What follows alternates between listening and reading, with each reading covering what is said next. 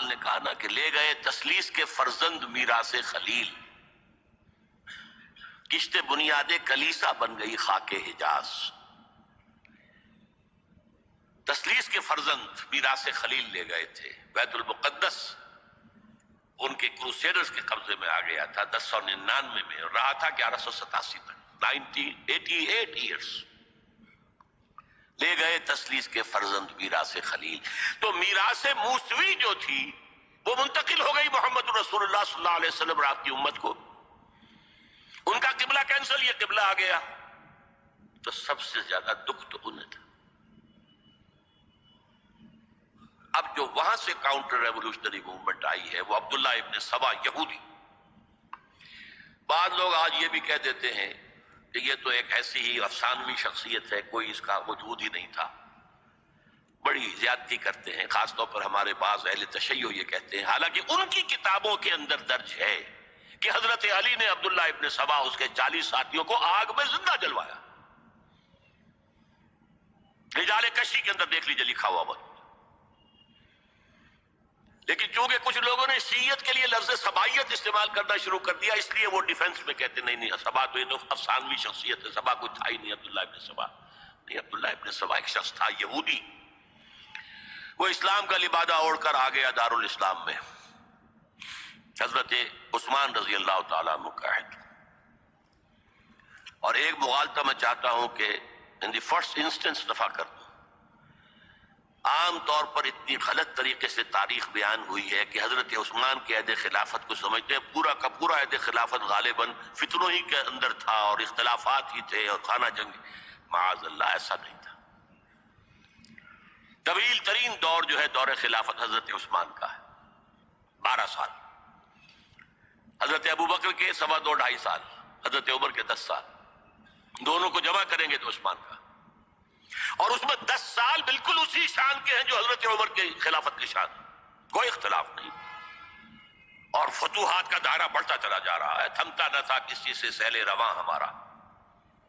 اس کے آخری ایام میں یہ شخص آیا اور اس نے ایک تو یہ کیا کہ پرانی جو قبائلی عصبیت تھی اس کو زندہ کیا۔ خلافت تو بنو ہاشم کا حق ہے، محمد ہاشمی تھے صلی اللہ علیہ وسلم۔ ہاؤ کم یہ ایک بنو امیہ کا شخص کیسے بیٹھا ہے؟ دیکھیے اس شخص نے کتنا انتظار کیا۔ حضرت ابوبکر بنو امیہ میں سے نہیں تھے، لہذا یہ فتنہ اس کے خلاف نہیں ہو سکتا تھا، کیونکہ چشمک جو تھی وہ بنو امیہ اور بنو ہاشم کی تھی، بڑی پرانی تھی۔ یہ بڑے برابر کے یہ دو کلینز جو تھے مد مقابل تھے ایک دوسرے کے، باقی چھوٹے قبیلے تھے، بنو تیم ہیں، بنو عدی ہیں، لیکن مقابلہ تھا بنو امیہ اور بنو ہاشم کا۔ حضرت ابوبکر بنو تیم میں سے، حضرت عمر بنو عدی میں سے، بنو امیہ میں سے حضرت عثمان۔ اب اس کو موقع ملا، اب آیا یہ اموی، یہ بن گیا۔ یہ سب غاصب ہیں، ابوبکر بھی، عمر بھی، عثمان بھی۔ خلافت پہلے دن سے علی کی ہے اور اس کو ملنی چاہیے۔ اس سے آگے بڑھ کر، اور علی تو خدا ہے، انکارنیٹ، گاڈ انکارنیٹ، یہ اس کا عقیدہ جو اس نے پھیلایا۔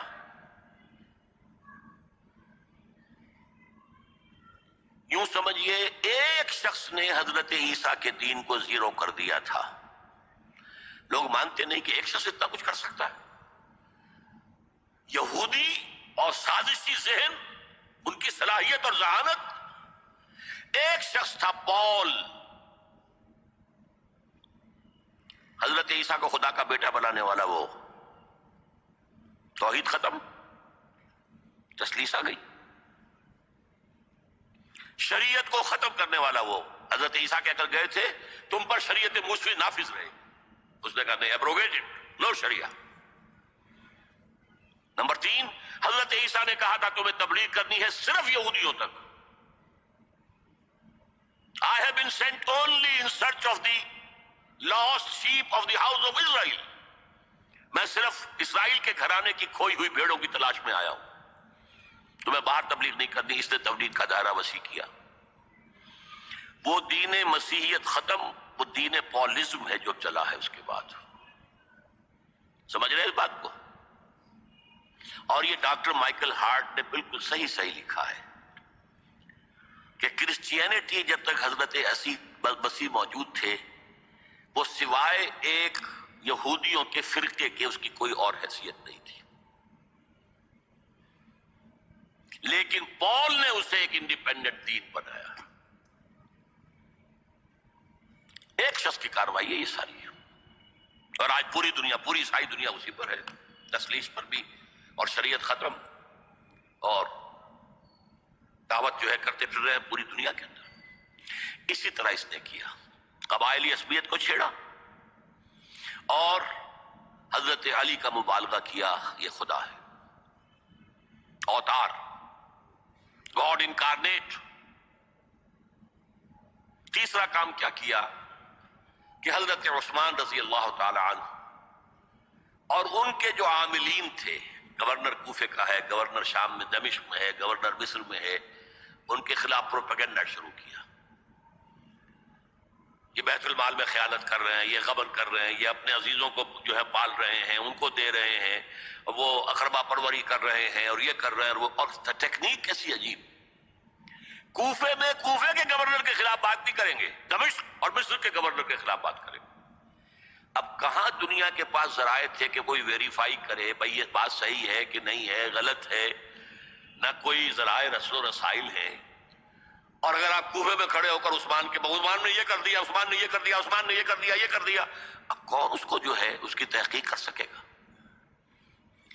دمشق میں گئے ہیں تو دمشق کے گورنر کے خلاف کچھ نہیں، عثمان کے خلاف، اور کوفے کے گورنر کے خلاف، اور مصر کے گورنر کے خلاف۔ مصر میں گئے ہیں تو اس کے خلاف کچھ نہیں، دمشق اور کوفے کے گورنر کے خلاف اور عثمان کے خلاف، اور پھر ہر طرف سے بلوائیوں کو لا کر گھیراؤ کر لیا حضرت عثمان کے گھر کا۔ یہ تحریک ہے جو بہت زبردست کامیابی سے ہمکنار ہوئی۔ یہودی سازش۔ اب تمام صحابہ کہہ رہے ہیں حضرت عثمان سے کہ آپ ہمیں موقع دیں کہ ہم ان کا سر کچل دیں۔ آپ فرماتے نہیں، یہ مجھ پر الزام لگا رہے ہیں نا، میں وضاحت کرتا ہوں۔ اپنے گھر کی چھت کے اوپر کھڑے ہو کر آپ نے کہا دیکھو یہ میں نے نہیں کیا، یہ میں نے نہیں کیا، میرے یہ احسانات بھول گئے ہو۔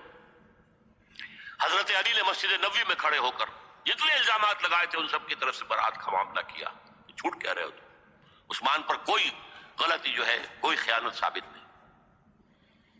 لیکن جنگ کی اجازت حضرت عثمان نہیں دے رہے۔ یہ میرے خون کے پیاسے ہیں نا، جب تک قتل نہیں کر لیتے جرم کہاں ہے؟ جب قتل کر لیں گے تم قصاص دے لینا، لیکن میں کسی کلمہ گو کی جان نہیں لینا چاہتا، صرف اپنی جان کے تحفظ میں۔ یہ ہے عزیمت کا پہاڑ۔ لوگ کہتے ہیں کمزور تھے، جان بچانے کے لیے تو آدمی پتہ نہیں کیا کچھ کر بیٹھتا، اور طاقت ہو تو طاقت کو کیسے استعمال کرے گا۔ حضرت امیر معاویہ کی طرف سے پیغام پر پیغام آ رہے ہیں کہ آپ ہمیں اجازت دیں میں فوجیں بھیجوں اور ان کا قلع کما کر دیا جائے۔ حضرت عمرو بن العاص کا پیغام آ رہا ہے مصر سے، آپ ہمیں اجازت دیں۔ طلحہ، زبیر، علی اجازت مانگ رہے ہیں مدینے کے اندر، آپ اجازت دیں کہ ہم جنگ کریں ان سے۔ نہیں۔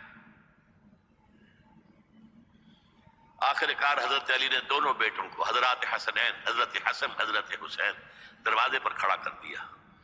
پہرے دار حضرت عثمان کے، حضرت حسن، حضرت حسین، کہ کوئی گھر میں داخل نہ ہونے پائے۔ پچھواڑے سے آئے ہیں اور شہید کیا ہے۔ میرے نزدیک تاریخ کی مظلوم ترین شہادت بمانی مقتول فی سبیل اللہ وہ حضرت عثمان ہے۔ بلکہ میں جرات کر رہا ہوں ذرا، آپ کو معلوم ہے علامہ اقبال سے مجھے کتنا تعلق قلبی ہے۔ میں نے ان کے ایک شعر میں ترمیم کی ہے، میں سمجھتا ہوں انہوں نے صحیح نہیں کہا۔ غریب و سادہ اور رنگی ہے داستان حرم، نہایت اس کی حسین ابتدا ہے اسماعیل۔ حضرت اسماعیل کو اللہ تعالیٰ کے حکم سے حضرت ابراہیم ذبح کر رہے تھے، اور حضرت حسین ذبح کر دیے گئے۔ تو گویا کہ ابتدا جس کی ہوئی تھی حضرت اسماعیل سے، اس کی انتہا حسین پر ہوئی۔ میں کہتا ہوں بالکل غلط. ان کو ذبح کر رہا تھا خلیل اللہ، اور ان کو قتل کر رہے یزیدی اور زیادی اور کوفی. کوئی تقابل ہے؟ وہ قتل نہیں ہوئے، یہ قتل ہو گئے. انہوں نے پیشانی خود رکھ دی. یہاں تو حضرت عثمان لڑتے ہوئے، حضرت حسین لڑتے ہوئے شہید ہوئے. کون سی چیز مشترک ہے؟ ایک دوسرے میں جمع کر دیا ہے. صنعت لفظی تو آپ کہہ دیں اس کو، لیکن کیا مشترک کیا چیز ہے؟ اور میں نے امید ہے علامہ اقبال سے ملاقات ہوگی اگر آخرت میں، تو وہ میری اس بات کو تسلیم کریں گے. میں نے اس شعر کا دوسرا جو مصرع بدلا ہے، نہایت اس کی ہے عثمان، ابتدا حابیل. حابیل جنہوں نے کہا تھا بھائی جان آپ مجھے قتل کرنے کے لیے ہاتھ اٹھائیں گے تو میں اپنا ہاتھ نہیں اٹھاؤں گا آپ کو قتل کرنے کے لیے. عثمان نے کہا کہ میں نہیں کسی کو قتل کروں گا، کسی کلمہ کو. جو مجھے قتل کر دیں گے پھر ان سے قصاص لے لیں. عثمان کے پاس لاکھوں کی فوجیں، اسٹینڈنگ آرمیز، پھر بھی انہوں نے اپنی جان دے دی. حضرت حسین بہرحال جتنے بھی افراد تھے بہادری سے، شجاعت سے لڑتے ہوئے شہید ہوئے، اس میں کوئی شک نہیں، لیکن لڑتے ہوئے شہید ہوئے نا. حابیل کی طرح یہ تو نہیں کہا کہ تم مجھے کرتے ہو تو کر دو، میں تو تمہیں قتل نہیں کروں گا. نہیں. بہرحال یہ جو تھا فتنہ، اس کو کہا ہے اور اس کو کتاب میں لکھا گیا، باقاعدہ ایک تصنیف ہے، الفتنۃ الکبریٰ، عظیم ترین فتنہ، حضرت عثمان کی شہادت. اس وقت عبداللہ ابن سلام رضی اللہ تعالی عنہ ایک یہودی عالم دین تھے جو اسلام لے آئے تھے. انہوں نے کہا تھا لوگوں ڈرو، عثمان کے خون کا نہ بہانا. میں جانتا ہوں تاریخ بنی اسرائیل کی، اگر کبھی کوئی نبی جو ہے اگر شہید کیا گیا تو 70,000 آدمی اس کے بعد مارے گئے اللہ تعالی کی طرف سے، اور نبی کا اگر کوئی خلیفہ قتل کیا گیا تو 35,000 آدمی مارا گیا. تو اگر تم نے عثمان کو قتل کر دیا تو یہ خون کے دریا جو ہیں پھر آ جائیں گے امت کے اندر. باز آ جاؤ، خدا کے لیے باز آ جاؤ. لیکن نہیں. بہرحال حضرت علی رضی اللہ تعالی عنہ نے بلایا عبداللہ ابن سبا کو اپنے ہاں. تم کہتے ہو کہ میں خدا ہوں؟ ہاں آپ خدا ہیں. توبہ کرتے ہو کہ نہیں؟ نہیں. میں تمہیں زندہ جلا دوں گا. جلا دو. تم خدا ہو، ہماری آزمائش کر رہے ہو. حضرت علی نے عبداللہ ابن سبا کو 40 ساتھیوں سمیت زندہ جلوایا. اور یہ سارا کچھ معاملہ جو ہے یہ میں نے آپ کو بتایا اہل تشیع کی کتابوں میں موجود ہے. بہرحال یہ فتنۃ الکبریٰ ہے جس کا نتیجہ کیا نکلا ہے آپ اچھی طرح سمجھیے. وہ شہادت علی الناس کا جو سیلاب جا رہا تھا، جس کی شان کیا تھی؟ علامہ اقبال کے الفاظ میں تھمتا نہ تھا کسی سے سیل رواں ہمارا. یہ جو سیل تھا وہ روکنے والا تھا. 2 سپر پاورز تھی اس وقت، ایران، روم. ایران کے چیٹڑے ٹوٹ گئے، روم کی 2 ٹانگیں ٹوٹ گئی. اب کون روکنے والا تھا؟ یہ انٹرنل سیبوٹاج. اس کے بعد جو باہمی خانہ جنگی شروع ہوئی ہے، 1 لاکھ مسلمان ایک دوسرے کی تلواروں اور نیزوں سے ختم ہو گئے.